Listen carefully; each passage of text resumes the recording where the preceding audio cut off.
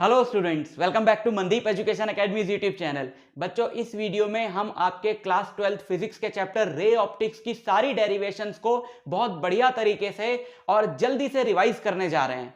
इन derivations का आपको एक पीडीएफ दे रहा हूं जिसका लिंक आपको डिस्क्रिप्शन में मिल जाएगा। तो शुरू करते हैं बच्चों। सबसे पहली डेरिवेशन जो है वो है मिरर फॉर्मूला की। सारी डेरिवेशंस रे ऑप्टिक्स चैप्टर की इस वीडियो में कवर हो जाएंगी लेटेस्ट सिलेबस के अकॉर्डिंग, जो भी हैं आपके सिलेबस में। फिर आपको कहीं और से इन डेरिवेशंस को पढ़ने की बिल्कुल भी जरूरत नहीं है।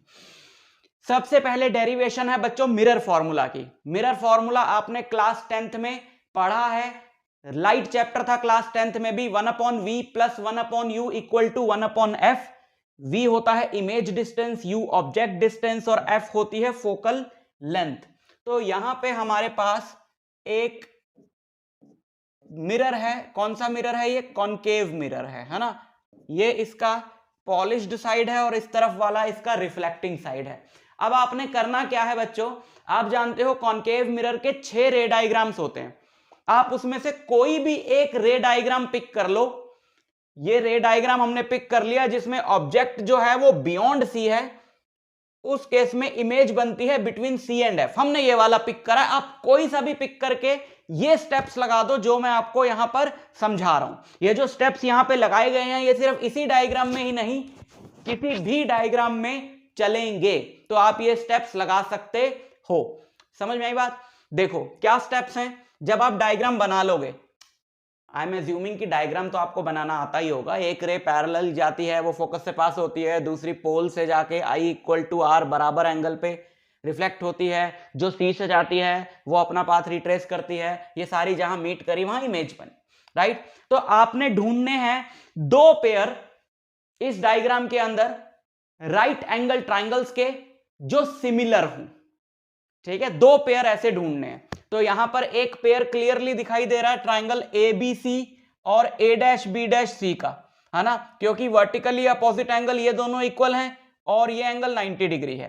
राइट एंगल ट्राइंगल के दो ऐसे पेयर आपने ढूंढने हैं ट्राइंगल्स के जो सिमिलर हों, प्लस उनके जो परपेंडिकुलर्स हों वो ऑब्जेक्ट और इमेज हों। तो एक तो सेट ऑफ सिमिलर ट्राइंगल्स है ये वाला, ट्राइंगल एबीसी और ए डैश बी डैश सी। ठीक है, अब ये ट्राइंगल ले लिया। आपको प्रूव करने की जरूरत नहीं है वहां पे कि सिमिलर है। आप जस्ट लिख दो कि since triangle A dash B dash C is similar to triangle ABC. Similar sides की सिमिलर ट्राइंगल्स की प्रॉपर्टी क्या होती है कि उनकी साइड्स की रेशियो इक्वल होती है ना। तो फिर आपने क्या करना है, perpendicular by perpendicular equal to base by base, ये लिख देना है। परपेंडिकुलर यानी ए बी, दूसरे वाले ट्राइंगल का परपेंडिकुलर यानी ए डैश बी डैश, इसका बेस यानी B C equal to divided by इसका बेस यानी बी डैश सी। तो A dash B dash by A B equal to C B dash by B C, है ना। This by this equal to this by this कह लो या this by this equal to this by this कह लो, एक ही बात है। ठीक, फिर आपको इधर वाली साइड के, और जहां पर ऑब्जेक्ट हाइट इमेज हाइट लिखी है वो नहीं, दूसरी वाली साइड के सारे डिस्टेंसेस पोल से ले लेने हैं। फॉर एग्जांपल, जैसे कि ऊपर यहां पे हमारा जो डिस्टेंस था वो सीबी डैश था। सीबी डैश को अगर पोल से लोगे तो पीसी माइनस पीबी डैश बनेगा। तो उसकी जगह पीसी या सीपी माइनस पीबी डैश लिख दिया। और बीसी को अगर पोल से लोगे तो पीबी माइनस पीसी बनेगा, है ना। तो वो यहां पे लिख दिया। फिर आपने इनके सिंबल्स पुट कर देने, राइट।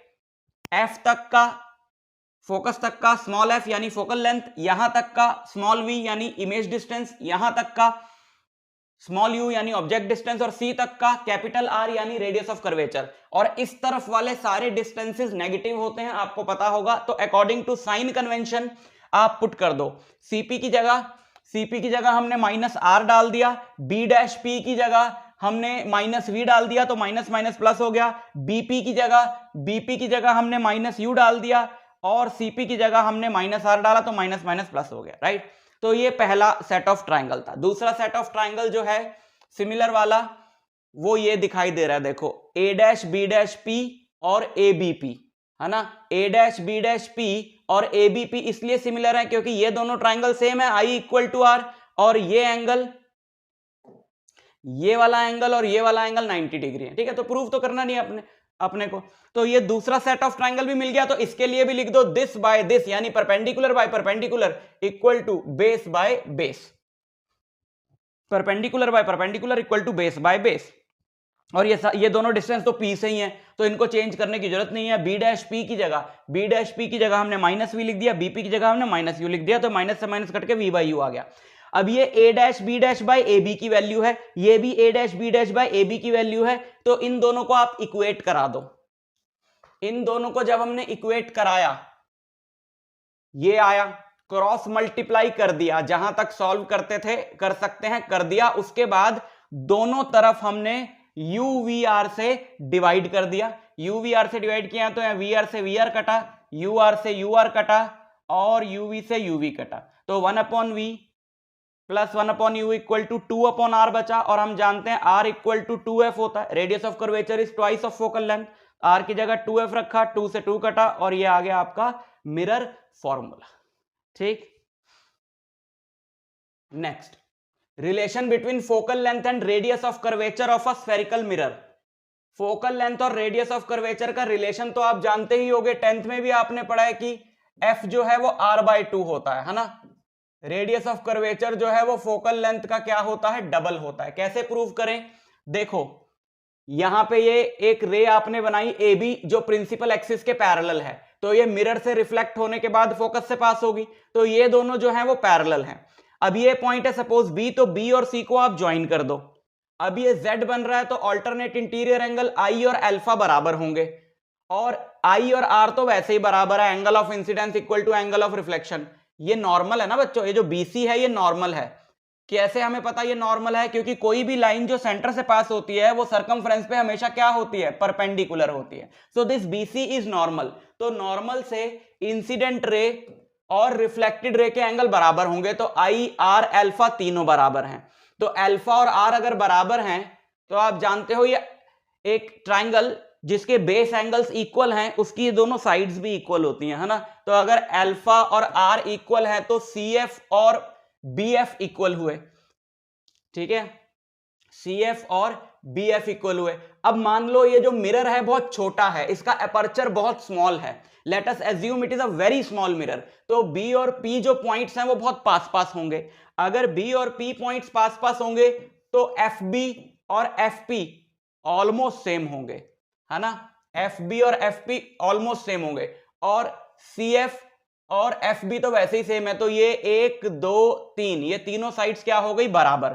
तो CP क्या है, CP is CF plus PF, CF plus PF, लेकिन CF और PF तो बराबर है, तो CF की जगह PF लिख दिया तो ट्वाइस PF हो गया, या FP PF जो भी बोल लो, है ना, तो ट्वाइस ये। तो CP क्या है, CP है R, और PF या FP क्या है, F, तो R इक्वल टू 2F। अब लेंस फॉर्मूला अगर हम डिराइव करें बच्चों, थिन लेंस फॉर्मूला किसको बोलते हैं, ये भी आपने 10th में पढ़ा था, 1 upon V minus 1 upon U equal to 1 upon F। Plus की जगह यहां पर क्या होता है, प्लस की जगह होता है माइनस, बाकी सब कुछ वही है मिरर फॉर्मूले वाला। ठीक, तो सेम प्रोसीजर है बच्चों, आप कोई सा भी एक डायग्राम उठा लो, कॉनकेव लेंस का, कॉन्वेक्स लेंस का, कोई सा भी एक डायग्राम उठा लो और उसमें दो pair of right angle triangles ढूंढ लो, फिर वही perpendicular by perpendicular equal to base by base, फिर उनके सिंबल्स पुट करके उनको इक्वेट करा के सॉल्व कर देना, दैट्स इट। ठीक है, तो ये वाला हमने यहां पे पिक कर लिया जिसमें ऑब्जेक्ट C और F के बीच में है, C मतलब 2F, है ना, नॉट C, 2F। यहां पे सेंटर ऑफ कर्वेचर और फोकल लेंथ मतलब radius of curvature focal length का डबल नहीं होता ना, सो this is just a point which is 2F। तो जब ऑब्जेक्ट F 2F मतलब फोकल लेंथ का double, but let's not go into that, diagrams तो आपको पता होने चाहिए अगर आप डेरिवेशन के लिए आए हो तो यहां पर एक F और 2F के बीच में ऑब्जेक्ट है, तो उसकी इमेज बनती है बियॉन्ड 2F, राइट। तो वो वाला हमने डायग्राम उठा लिया, आप कोई सा भी उठा लो। तो एक तो आप देख रहे हो ABO और A'-B'-O ये सिमिलर हैं, है ना, ABO A'-B'-O सिमिलर हैं, तो A'-B' बाय AB यानी perpendicular by perpendicular equal to OB' base by OB, OB' by OB, right. और दूसरा हमने कौन सा पेयर लिया, दूसरा हमने ये वाला पेयर लिया बच्चों, OMF और A', है ना, वर्टिकली अपोजिट एंगल्स जो हैं वो इक्वल हैं, वर्टिकली अपोजिट एंगल्स इक्वल हैं, और ये दोनों एंगल्स 90 डिग्री हैं। इससे पहले वाले आपको पता लग गया ना क्यों सिमिलर थे, क्योंकि इनमें भी वर्टिकली अपोजिट एंगल्स इक्वल हैं और ये 90 हैं, राइट। सो ये वाले जो हम ले रहे हैं पेयर, ये वाला, एक तो ये ट्राइंगल है ना, और एक ये ट्राइंगल, ये दोनों एक दूसरे के क्या हैं, सिमिलर हैं। लेकिन सर हमने तो ऑब्जेक्ट वाला लेना था, ठीक है, ऑब्जेक्ट वाला यहां बन नहीं रहा है तो हमने कंस्ट्रक्शन करके इसके पैरेलल यहां लाइन बना ली। हम बाद में MO की जगह ये डाल देंगे तो टेंशन नहीं लेने का। तो इन दोनों ट्राइंगल्स में A', B' by MO is B', by OF। अब MO की जगह AB डाल दो तो दोनों तरफ A', B' बाय AB आ जाएगा ना। तो ये देखो,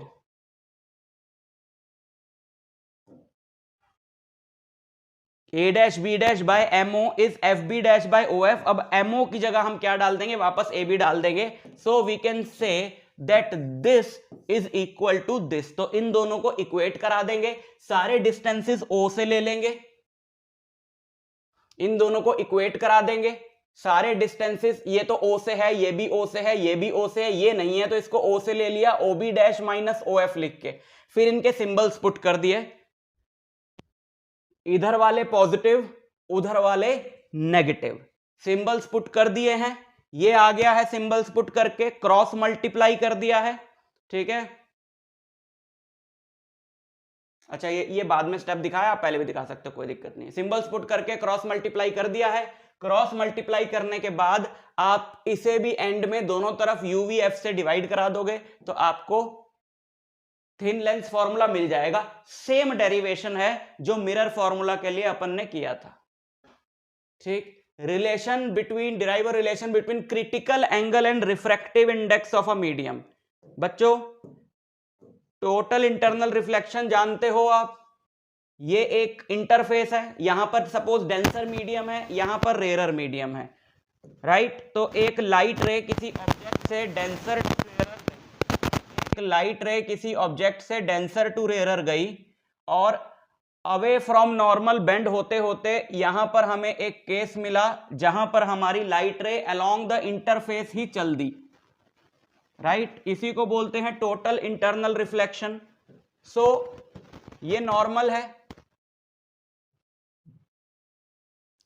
और ये होता है क्रिटिकल एंगल।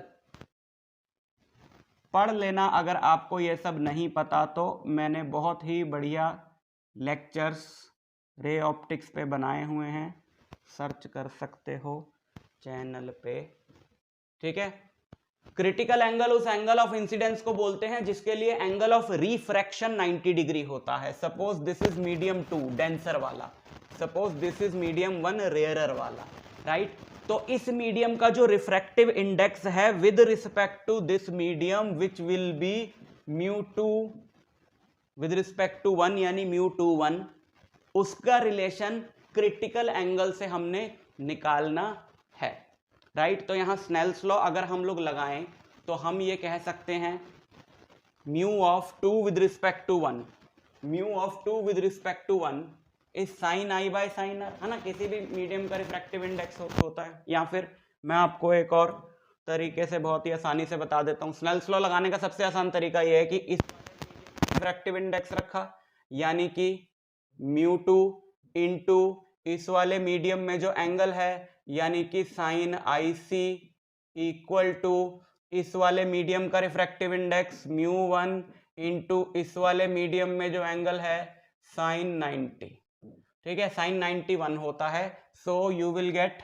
μ2 बाय, इसको छोड़ दो, है ना, बहुत आसानी से सिंपल तरीके से मैं आपको बता, μ2 बाय μ1 इज 1/sin IC, और μ2 बाय μ1 ही तो होता है μ(2) विद रिस्पेक्ट टू 1।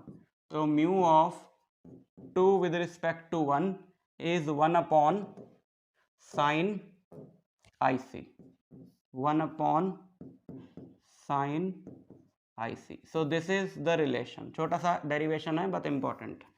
जिस मीडियम में क्रिटिकल एंगल बन रहा है उस मीडियम का रिफ्रैक्टिव इंडेक्स दूसरे वाले मीडियम के रिस्पेक्ट में 1/sin ऑफ क्रिटिकल एंगल के बराबर होता है।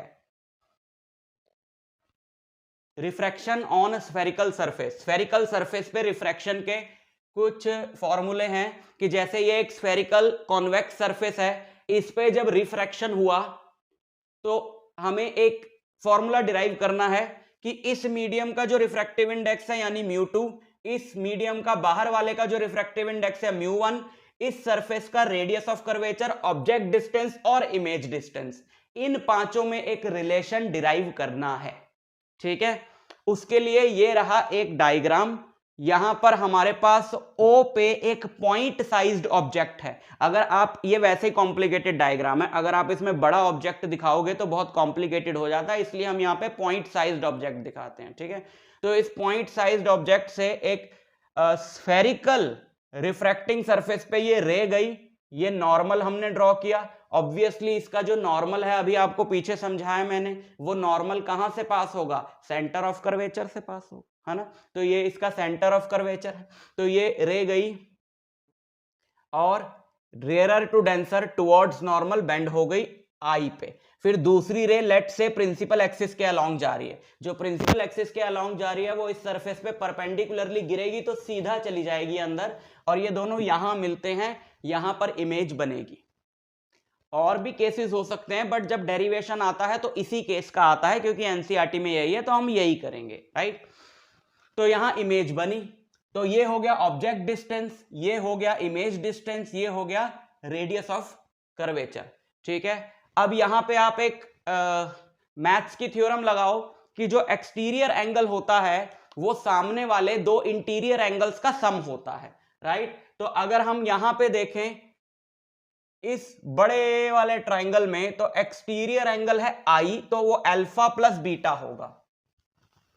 सॉरी, ये वाले में नहीं है एक्सटीरियर एंगल, ये वाले ट्राइंगल का है, ट्राइंगल ONC का, ONC का जो एक्सटीरियर एंगल है वो आई है, तो ये अल्फा प्लस गामा होगा। सो I is alpha plus gamma. ठीक है, सिमिलरली इस वाले ट्राइंगल में एक्सटीरियर एंगल गामा है, वो आर प्लस बीटा होगा, तो गामा आर प्लस बीटा हो गया, तो आर गामा माइनस बीटा हो गया, राइट। अच्छा, लेट अस एज्यूम, कुछ एजम्पशंस हैं वो सुन लो, कि P और M बहुत पास पास है। ये जो है ना बहुत कम कर्व्ड है, अगर ये ज्यादा कर्व्ड होगा तो P और M के बीच की दूरी जो है वो बढ़ जाएगी, बट लेट अस एज्यूम कि बहुत पास पास है। तो P और M बहुत पास पास हैं, पहली एजम्पशन। दूसरी एजम्पशन की अल्फा बीटा गामा ये सब एंगल्स बहुत स्मॉल हैं, और स्मॉल एंगल्स के लिए tan थीटा और थीटा नियरली इक्वल होते हैं। छोटे एंगल है 1 डिग्री 2 डिग्री, अगर तुम उनकी रेडियंस में वैल्यू देखो, और फिर जैसे tan 1 डिग्री जो रेडियन में होगा उसकी वैल्यू और tan 1 डिग्री की वैल्यू सेम आती है, तो हम कहते हैं छोटे एंगल्स के लिए tan थीटा और थीटा क्या होता है, बराबर होता है। और sin थीटा के लिए भी यही रूल है कि छोटे एंगल्स के लिए sin थीटा और थीटा भी बराबर होते हैं, राइट। तो अच्छा, अगर यहाँ स्नेल्स लॉ लगाएं तो हम बोल सकते हैं μ1 sin i equal to μ2 sin r, और sin i by sin r equal to μ2 by μ1। छोटे एंगल्स हैं तो i by r equal to μ2 by μ1। i की जगह अभी पीछे हमने निकाला अल्फा प्लस गामा, और r की जगह गामा माइनस बीटा रख दिया। अब इसको अंदर मल्टीप्लाई कर दो, और अंदर मल्टीप्लाई करने के बाद tan रख दो। ये तो एंगल्स थे ना, ये तो एंगल्स थे, बट स्मॉल एंगल्स के लिए sin थीटा थीटा भी बराबर है, tan थीटा और थीटा भी बराबर है, तो इसको अंदर मल्टीप्लाई करके अल्फा की जगह tan अल्फा, गामा की जगह tan गामा, और बीटा की जगह tan बीटा रख दो। tan जो होता है परपेंडिकुलर बाय बेस होता है, तो tan अल्फा की जगह nm बाय om रख दो, tan बीटा की जगह nm बाय mi रख दो, tan गामा की जगह nm बाय mc रख दो, और P और M बहुत पास पास है, तो जहां जहां M है वहां P सब्स्टिट्यूट कर दो। तो उसके बाद ये हमारे पास बचता है, क्योंकि ये पूरा कट जाएगा दोनों तरफ से कॉमन आके। ठीक है, फिर इनके सिंबल्स पुट कर दो। OP जो है, OP माइनस यू है ना, OP की जगह माइनस यू डाल दो, IP की जगह V डाल दो, और इस PC की जगह R डाल दो। इधर वाले पॉजिटिव, इधर वाले नेगेटिव, इनके सिंबल्स पुट कर दो। So finally you will get this.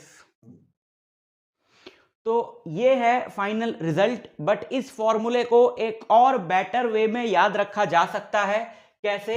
अगर आप दोनों तरफ से माइनस कॉमन लेकर काट दो और ये वाली साइड को पहले लिख दो, जैसे ये μ2 माइनस μ1 है, इसमें से मैंने माइनस कॉमन लिया तो ये क्या हो जाएगा, ये हो जाएगा μ1 माइनस μ2 डिवाइडेड बाय r, और यहां पर भी क्या हो जाएगा, ये वाला प्लस हो जाएगा, ये माइनस हो जाएगा, तो μ2 बाय u माइनस नहीं μ1 by u minus μ2 by v, है ना, ऐसे लिख सकते हो इसको।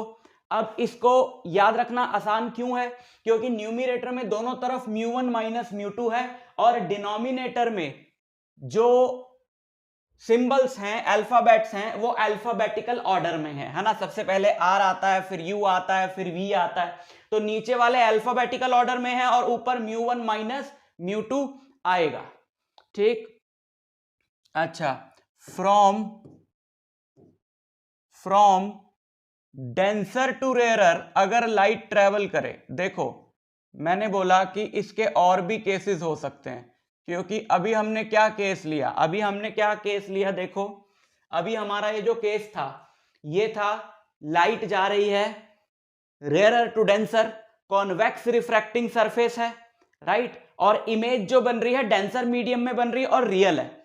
अब एक भी चेंज कर दो तो केस बदल जाएगा, कि अगर आपका सरफेस हो कॉनकेव या ऑब्जेक्ट डेंसर मीडियम में हो, ये इमेज जो उसकी बन रही है वो रेयरर मीडियम में हो ना, कोई भी केस हो सकता है, लेकिन हर एक केस का अलग अलग रिजल्ट नहीं आता है बच्चों। आपको सिर्फ एक ही बात याद रखनी है कि अगर स्फेरिकल रिफ्रैक्टिंग सरफेस पे light ray rarer to denser जा रही है तो ये रिजल्ट है, और अगर डेंसर टू रेयरर जा रही है, चाहे सरफेस की शेप कोई सी भी हो, चाहे और चाहे सरफेस की शेप कुछ भी हो, चाहे इमेज का नेचर कुछ भी हो, अगर ray of light rarer to denser जा रही है तो ये रिजल्ट आएगा, और डेंसर टू रेयरर जा रही है तो ये रिजल्ट आएगा। अब जो मैं लिखने जा रहा हूं, बट वो बहुत इजी है, याद रखना, इसमें जहां जहां 1 है वहां 2 लगा दो, और जहां जहां 2 है वहां 1 लगा दो, तो ऊपर ये क्या हो जाएगा, ऊपर ये हो जाएगा μ2 minus μ1 by r equal to μ2 by u minus μ1 by v, है ना, ये आप याद रख सकते हो। डेंसर टू रेयरर के लिए ये, रेयरर टू डेंसर के लिए ये, ओके। नेक्स्ट है lens makers formula. Lens makers formula क्या है बच्चों, लेंस के जो दोनों तरफ के रेडियाई ऑफ कर्वेचर हैं, लेंस की जो फोकल लेंथ है, लेंस का जो रिफ्रैक्टिव इंडेक्स है, इन सब में आपस में एक बहुत इंपॉर्टेंट रिलेशन है, that is called lens makers formula. उसे कैसे डिराइव करते हैं बच्चों, जरा ध्यान से सुनना। जैसे ये एक लेंस है, ठीक है, लेंस के सामने एक ऑब्जेक्ट रखा है O, उससे एक लाइट रे आई, वो लाइट रे पहले वाले सरफेस पे जब फॉल करेगी तो आप इमेजिन करो कि अगर दूसरा सरफेस ना होता तो ये पहले वाले की इमेज कहां बनती, सिर्फ पहले वाले सरफेस की वजह से इमेज कहां बनती, यहां, क्योंकि तब दोबारा रिफ्रैक्शन ना होता। बट दूसरा सरफेस भी तो है, तो ये ऐसे जाके फिर ऐसे हो जाएगी रिफ्रैक्ट, तो फाइनली इमेज यहां बनेगी। अगर ये अकेला सरफेस होता तो यहां बनती, लेकिन एक्चुअल में यहां बनेगी, ठीक है, ये हो रहा है। तो अब क्या होता है कि लेंस जो है ना, एक्चुअली में 2 स्टेजेस में इमेज बनाता है। वो पहले ऑब्जेक्ट की पहले सरफेस से एक इमेज बनाता है, दूसरा वाला सरफेस उस इमेज को ऑब्जेक्ट मान के फाइनल इमेज बनाता है। तो लेंस मेकर्स फॉर्मूला निकालने के लिए हमको सबसे पहले इस वाले सरफेस के लिए फॉर्मूला लगाना होगा रेयरर टू डेंसर का, जिसमें ऑब्जेक्ट डिस्टेंस तो हम यू ही रखेंगे, लेकिन इस वाले सरफेस की इमेज है यहां पे, तो इसका डिस्टेंस रखेंगे इमेज डिस्टेंस की जगह। और पहले वाला फॉर्मूला कौन सा है, रेयरर टू डेंसर वाला, राइट। फिर दूसरे वाले सरफेस के लिए डेंसर टू रेयरर वाला फॉर्मूला रखेंगे, जिसमें ऑब्जेक्ट डिस्टेंस ये रखेंगे और इमेज डिस्टेंस ये रखेंगे, राइट। और दोनों को ऐड करें या सब्ट्रैक्ट करें, क्या करें कि V1 कट जाए, ये हमने सोचना है, और फाइनल जो बचेगा वो लेंस मेकर्स फॉर्मूला होगा, राइट। तो पहले वाले सरफेस के लिए हमने रेयरर टू डेंसर वाला फॉर्मूला लगाया और उसमें हमने V की जगह V1 रख दिया, ठीक है। दूसरे वाले सरफेस के लिए हमने डेंसर टू रेयर वाला फॉर्मूला लगाया और वहां हमने u की जगह v1 रख दिया। अब इन दोनों इक्वेशन से हमको v1 उड़ाना है, तो v1 कैसे उड़ेगा? देखो म्यू टू बाई v1 है, ये minus mu two by v1 है, इन दोनों को ऐड करोगे तो ये कैंसिल हो जाएंगे and we are left with μ1 by v, ये तो कट गए ना ऐड करने पे, we are left with μ1 by v minus μ1 by u, तो μ1 by v minus μ1 by u, और इन दोनों में से अगर हम μ2 माइनस μ1 कॉमन ले लें तो यहां पे μ2 माइनस μ1 कॉमन आ जाएगा, बट ये μ1 माइनस μ2 है तो माइनस रह जाएगा यहाँ एक, है ना, तो यहां बचेगा 1/r1, यहाँ 1/r2। अच्छा, अगर यहां से μ1 कॉमन लेके इधर भेज दें और μ1 को दोनों के नीचे सेपरेट कर दें तो μ2 by μ1 minus μ1 by μ1 which is 1, और 1/v माइनस 1/u आप जानते हो 1/f होता है, तो उसकी जगह 1/f रख दिया, μ1 को दोनों के नीचे सेपरेट किया, μ2 बाई μ1 होता है μ of 2 with respect to 1 and this is your lens makers formula. ठीक। अच्छा, दो लेंसेज अगर कांटेक्ट में हो तो कॉम्बिनेशन की फोकल लेंथ क्या होती है उसका एक डेरिवेशन है, तो यह भी बिल्कुल ऐसे ही होगा जैसे अभी हमने पीछे पढ़ा। पहला वाला लेंस इमेज बनाएगा, दूसरा वाला लेंस उस इमेज को ऑब्जेक्ट मान के एक फाइनल इमेज बनाएगा। ये पहले वाले लेंस ने इस ऑब्जेक्ट की यहां इमेज बनाई, दूसरे वाले लेंस ने इसको ऑब्जेक्ट मान के यहां इमेज बनाई, राइट। तो पहले वाले लेंस के लिए हम लेंस फॉर्मूला लगाएंगे जिसमें u को u ही रखेंगे लेकिन v को v1 रखेंगे। दूसरे वाले लेंस के लिए भी हम लेंस फॉर्मूला लगाएंगे जिसमें हम u को v1 रखेंगे और v को v ही रखेंगे, राइट। तो पहले वाले के लिए हमने v को v1 रखा, ये रहा फॉर्मूला, और दूसरे वाले के लिए हमने u को v1 रखा, ये रहा फॉर्मूला। इनको भी अगर ऐड करेंगे तो ये कटेगा, देखो ये कटा, v1 उड़ा दिया हमने, 1/v minus 1/u equal to 1/f होता है ना, तो पता लग गया f जो है वो 1/f1 प्लस 1/f2 होगा। मतलब अगर इन दोनों लेंसेज को हम एक सिंगल लेंस मान लें, है ना, अगर हम दोनों लेंसेज को एक सिंगल लेंस मान लें तो 1/v माइनस 1/u की जगह 1/f रखेंगे, तो ऑब्वियसली 1/f की जगह क्या आ रहा है 1/f1 प्लस 1/f2, तो ये कॉम्बिनेशन की फोकल लेंथ है। यही कॉन्सेप्ट आप 3 लेंसेज पे लगा दो, 4 लेंसेज पे लगा दो, फॉर्मूले को आगे बढ़ाते जाओ। अब बात करते हैं प्रिज्म की। प्रिज्म के कुछ इंपॉर्टेंट रिलेशंस यहां पर आएंगे बच्चों, देखते चलो, जब जो रिलेशन आ जाएगा इंपॉर्टेंट मैं बता दूंगा। अब ये वाला इंपॉर्टेंट है, आपको याद रखना है। ये प्रिज्म है, प्रिज्म में एक रे इंसिडेंट हुई, ये नॉर्मल है, फिर वो रे रेयर टू डेंसर गई तो नॉर्मल की तरफ बेंड हुई, फिर यहां पर आई डेंसर टू रेयर, ये नॉर्मल है, then away from normal bend हो गई, राइट। ये है एंगल ऑफ इंसिडेंस I, ये है एंगल ऑफ रिफ्रैक्शन R। अगर यही रे इधर से आती, सपोज यहां पर हम एक प्लेन मिरर पे इसे परपेंडिकुलरली गिरा दें, ठीक है, प्लेन मिरर पे यहां पे हम इसको परपेंडिकुलरली फॉल करने दें तो ये अपना पूरा पाथ रिट्रेस कर लेगी, है ना। सपोज मतलब आप मानो कि रे अगर इधर से आती तो ये I होता और ये R होता, सिंपल सी बात, ठीक। तो इस प्रिज्म की प्रेजेंस की वजह से ये वाली जो इंसिडेंट रे है ये कितना डेविएट हुई, देखो ये इस पाथ के अलोंग आ रही थी और जब ये निकली तो ये ऐसे जा रही थी, तो इसको जरा सीधा खींचो और इसको भी जरा सीधा खींचो, ये वाला जो एंगल है this is called angle of deviation और इसको डेल्टा से डिनोट करते हैं।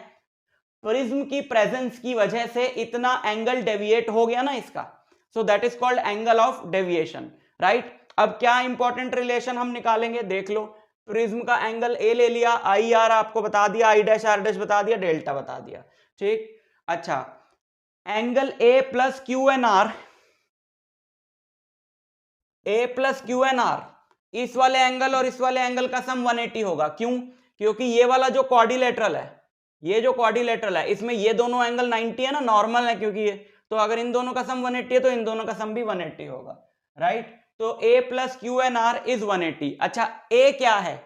a है r plus R dash, a जो है वो r प्लस आर डैश है। क्यों? अच्छा, यहां पे इसने a की जगह एक minute I will show you इससे ज्यादा बेटर तरीके से एक मैं आपको बताता हूं, मैं आपको दिखाता हूं करके।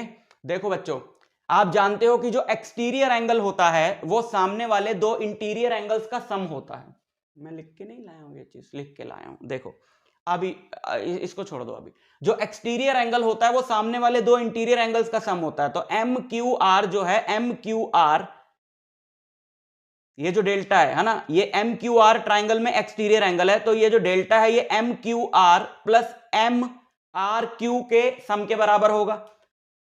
एक्सटीरियर एंगल सामने वाले दो इंटीरियर एंगल्स का सम होता है, यानी ये जो डेल्टा है ये इस वाले एंगल और इस वाले एंगल का सम होगा।